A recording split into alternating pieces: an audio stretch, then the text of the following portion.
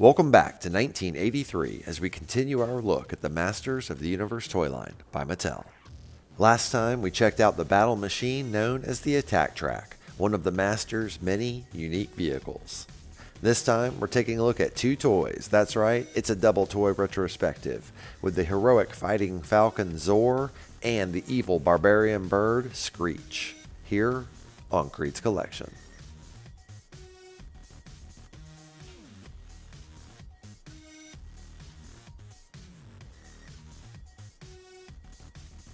Hey, welcome back to another episode of KREED'S collection.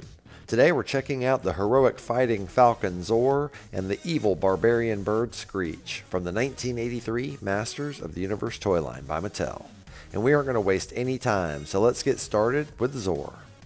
Zoar is He-Man's fighting falcon and, like Battle Cat, aids him in battle. Zoar was originally male and often acted as a courier to relay messages between He-Man and the goddess. Later, Zoar was reimagined in the cartoon series as an alternate form of the goddess, and she was reimagined into the sorceress. At this time, Zoar of course became female, and the white, orange, and blue bird costume of the sorceress was based upon Zoar's color scheme. So really, it's up to you if you want Zoar to be one of He-Man's pets, or an alternate form of the sorceress. So, Zoar, I heard a rumor that you're actually the sorceress. Is this true?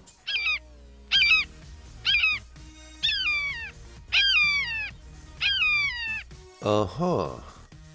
So, is that a yes? And now that we know a little bit more about Zoar, let's take a closer look. So, Zoar is actually based on a bald eagle. You can tell just by looking at his face, which is an excellent sculpt. And we'll get into why he's based on a bald eagle in a bit and not a falcon. But look at these wings. This pattern is beautiful. Whoever sculpted this, they did a fantastic job.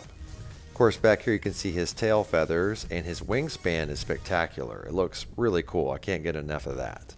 And he also has this really excellent suit of armor that weaponizes him. So it's got thrusters and it's got missiles. So here's a closer look. You can see that here, these look like guns, but actually I'm pretty sure they're missiles, because if you look on top here, there's a gigantic cannon. So that leads me to believe that these are missiles, especially since they have little fins on the end. And if you look at the back here, you can see he's got what looks like thrusters and then a stabilizer. So I imagine he can go really fast and make some hard turns.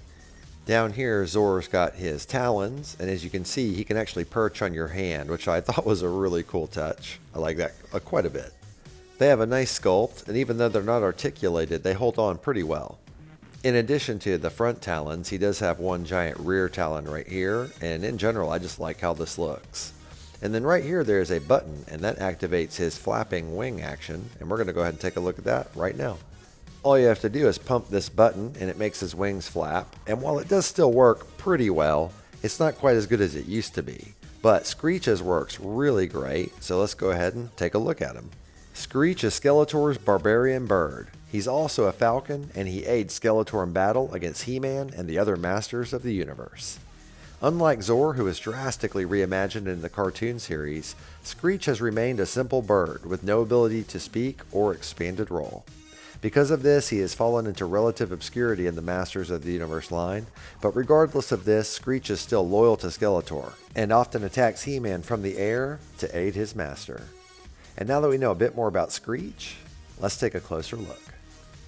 I'm sure you can tell that Screech is exactly the same mold as Zoar in every way, even down to the wing pattern and the armor that he's wearing.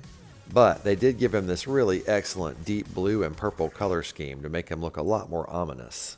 Of course, he is able to perch on your finger just like Zoar, and I swear I just can't get enough of that feature. I love it. And we're going to go ahead and show you here that his wing flapping action actually works way better than Zoar's. As you can see, both his wings flap pretty well. And we're going to go ahead and use Screech here as our example for the articulation section. So basically, the articulation on this guy is that his wings flap. And that's about it. And technically, this isn't even really articulation because there's no actual joints there. It's just flexible rubber.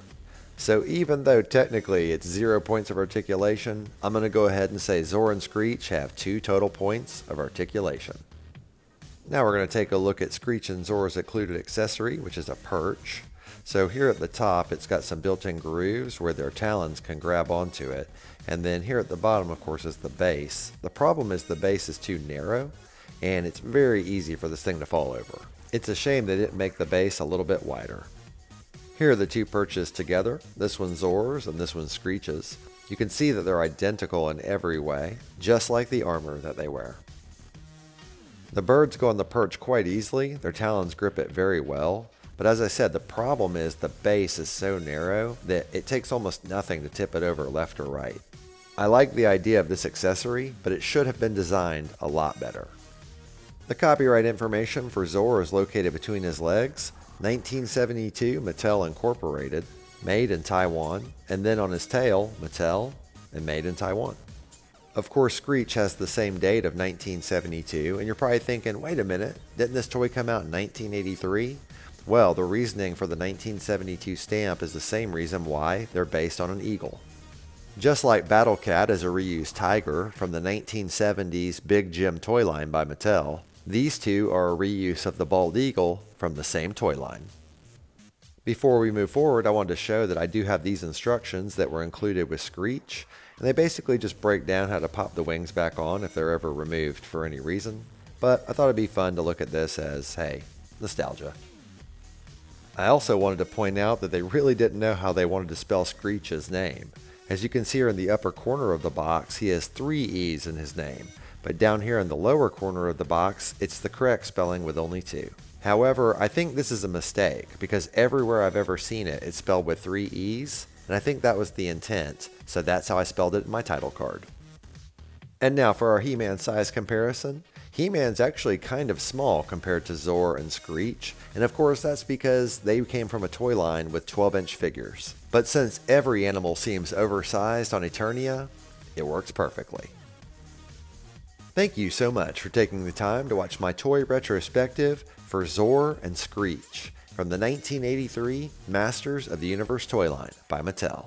I added both of these to my collection in the last 3 years. I bought Zoar myself, and I was lucky enough to receive Screech as a Christmas present. And I'm really glad that I have them both in my collection, finally, after all these years.